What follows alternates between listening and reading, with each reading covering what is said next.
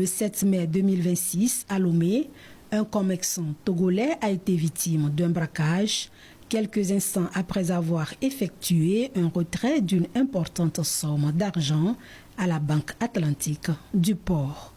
Une opération menée par les forces de l'ordre a permis l'interpellation des individus soupçonnés d'être impliqués dans cette attaque à main armée. Alertés, les forces de sécurité se sont mises à leur trousse. À 14h30, 5 ressortissants de 2 pays voisins ont été interceptés à la frontière de Sanvikondi alors qu'ils tentaient de quitter le pays.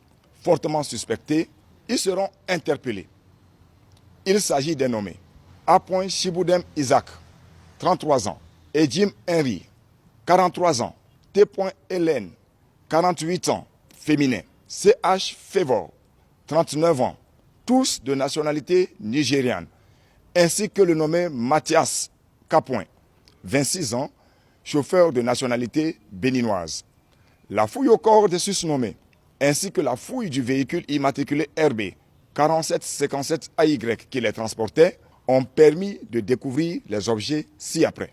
Sur la chef d'équipe, Dame Hélène, un pistolet automatique recomposé avec son chargeur, ainsi que 20 cartouches de 9 mm, soigneusement camouflées dans une chaussette, le tout caché dans son entrejambe. Dans le véhicule, une partie du butin, chiffré à 13 millions, a été découvert. Conduits au poste et interrogés, les susnommés ont reconnu leur forfait du jour, ainsi que celui du 20 février 2026, commis sur le boulevard Houphouët-Boigny, non loin de l'hôtel Bravia. Au cours de ce dernier forfait, ils ont tiré sur le vigile de la société Glé Global Com, l'atteignant mortellement, et ont apporté la somme de 16 millions de francs CFA.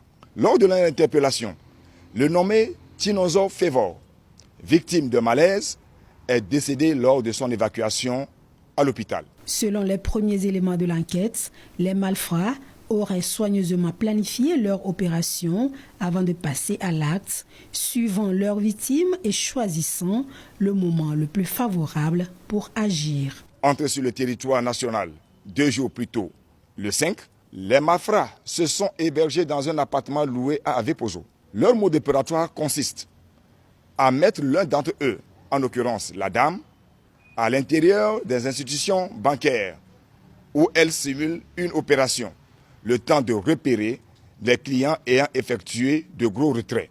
Elle signale ensuite à ses complices, planqués dehors, le descriptif de la cible. Une fois sortie et bien identifiée, la cible est prise en filature et braquée à un endroit qui leur est favorable. Après le forfait, le groupe de braqueurs s'est spontanément retrouvé à leur appartement à Avepozo pour partager le butin avant de tenter de prendre la fuite par la frontière du Bénin. 2 autres malfaiteurs du même groupe ont réussi à prendre la fuite avec leur part du butin et sont activement recherchés par la police nationale. Les autres mises en cause font actuellement l'objet d'une procédure et seront présentés au parquet pour y répondre de leurs actes.